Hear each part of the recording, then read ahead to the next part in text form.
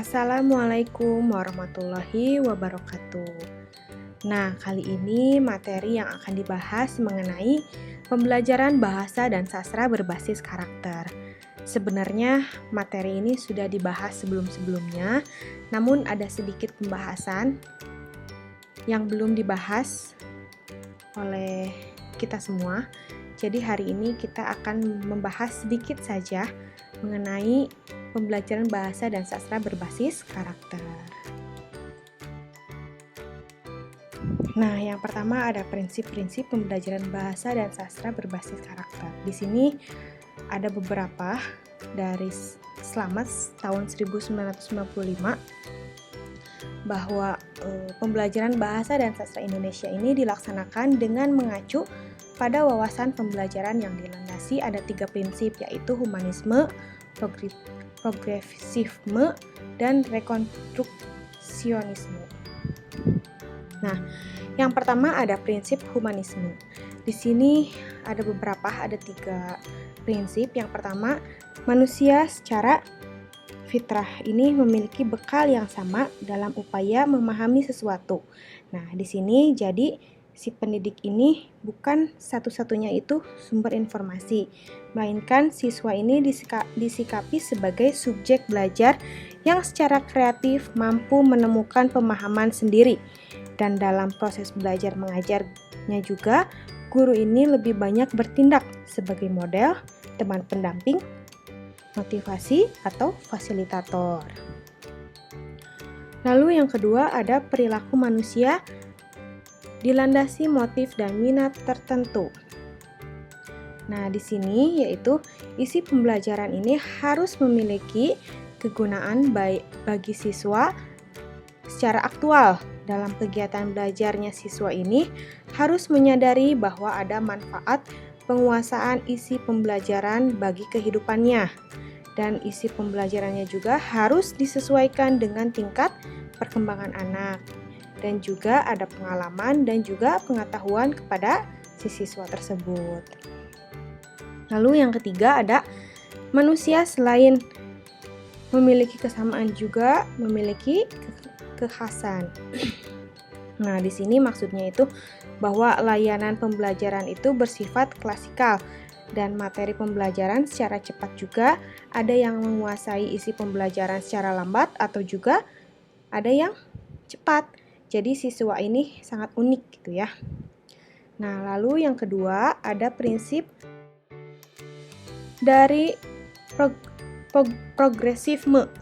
Nah, di sini ada 2, yaitu tentang penguasaan pengetahuan dan keterampilan ini tidak bersifat mekanistis, tetapi memerlukan daya kreativitas. Pemerolehan pengetahuan dan keterampilan juga melalui kreativitas ini berkembang secara berkesinambungan. Lalu yang kedua ini ada proses belajarnya. Nah, seringkali si siswa ini dihadapkan pada masalah yang memerlukan pemecahan masalah secara baru. Dalam memecahkan masalah ini, si siswa perlu menyaring atau menyusun ulang pengalaman dan pengetahuan yang dimilikinya secara coba-coba atau hipotesis. Nah, dalam hal ini terjadi cara berpikir yang terkait dengan suatu pengetahuan dengan pengalaman atau pengetahuan lain melalui proses berpikir untuk menghasilkan sesuatu seperti itu. Lalu, yang ketiga ada prinsip konstruksionisme.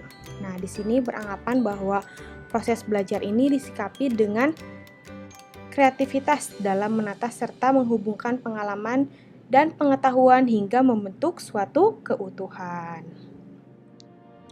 Nah, dalam tindak kreatif tersebut, murid pada dasarnya merupakan subjek pemberi makna kesalahan sebagai bagian dari kegiatan belajar. Jadi tidak apa-apa kalau misalnya murid itu salah. Nah, lalu yang kedua ada dalam mengembangkan materi atau bahan ajar, harus mempertimbangkan beberapa prinsip seperti sahih, tingkat kepentingan, kebermanfaatan, layak dipelajari, menarik minat.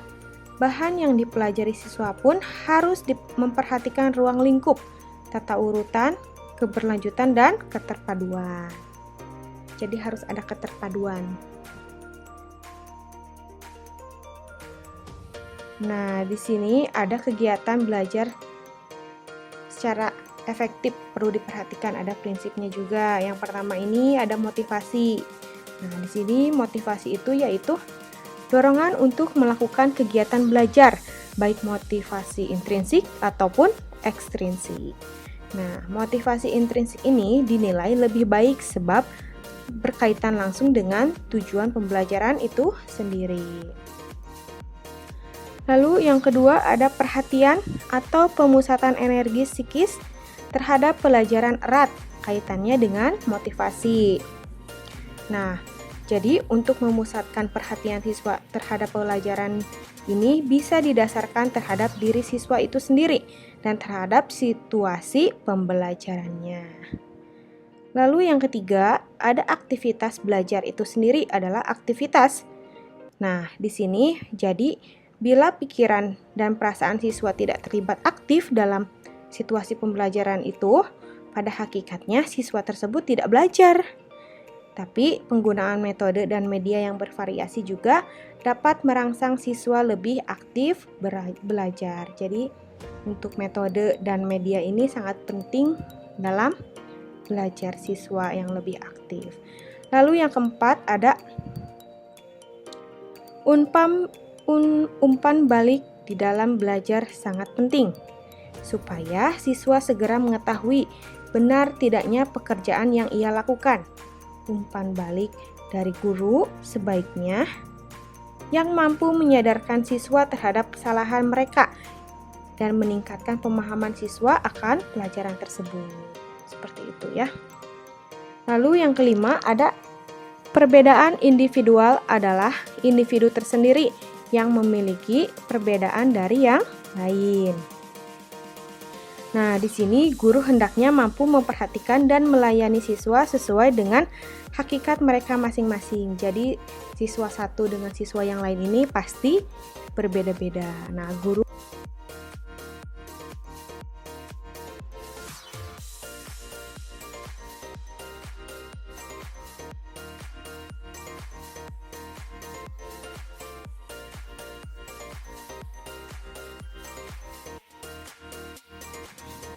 Nah, di sini ada pembelajaran bahasa dan sastra berbasis karakter. Pada tahun 2011 dan 2012 ini, Depdiknas telah menetapkan bahwa materi pendidikan karakter akan diberikan mulai jenjang PAUD. Nah, hingga perguruan tinggi. Nilai-nilai karakter yang mesti dikembangkan yaitu seperti nilai religius, jujur, toleransi, disiplin, kerja keras, kreatif, mandiri, demokratis, rasa ingin tahu, semangat kebangsaan, cinta tanah air, menghargai prestasi, bersahabat atau komunikatif, cinta damai, gemar membaca, peduli lingkungan, peduli sosial, dan bertanggung jawab. Di sini menurut Depdiknas tahun 2011 atau 2012. Nah, menurut Rahayu tahun 2012 ini pelaksanaan pendidikan karakter diawali dari paradigma, tujuannya, materinya, strategi implementasinya juga. Nah, sebagai paradigma, pendidikan karakter mencakup lebih dari sekedar pengetahuan dasar tentang moral yang baik. Pendidikan karakter bukan hanya sekedar mengajarkan mana yang benar dan mana yang salah, yang baik dan yang buruk. Lebih dari itu, pendidikan karakter menanamkan kebiasaan tentang hal yang baik kepada peserta didiknya. Nah, prinsip pengembangan ini seperti yang pertama berkelanjutan, yang kedua melalui semua mata pelajaran seperti pengembangan diri dan budaya sekolah. Yang ketiga, nilai-nilai yang tidak diajarkan namun dikembangkan melalui proses belajar. Yang keempat, menerapkan PAIKEM. Sedangkan pendekatan pendidikan karakter dapat menggunakan yang pertama, pengembangan proses pembelajaran baik di kelas, di sekolah maupun di luar sekolah. Lalu yang kedua, pengembangan budaya satuan pendidikan. Yang ketiga, integrasi dalam mata pelajaran. Yang keempat, ada integrasi dalam kegiatan ekstrakurikuler. Yang kelima, program pengembangan diri melalui kegiatan rutin sekolah, kegiatan spontan, keteladanan, dan pengondisian. Lalu yang terakhir, yang keenam, dukungan orang tua dan masyarakat ini semuanya ini harus bersinergi dalam pembentukan pembelajaran bahasa dan sastra, seperti itu.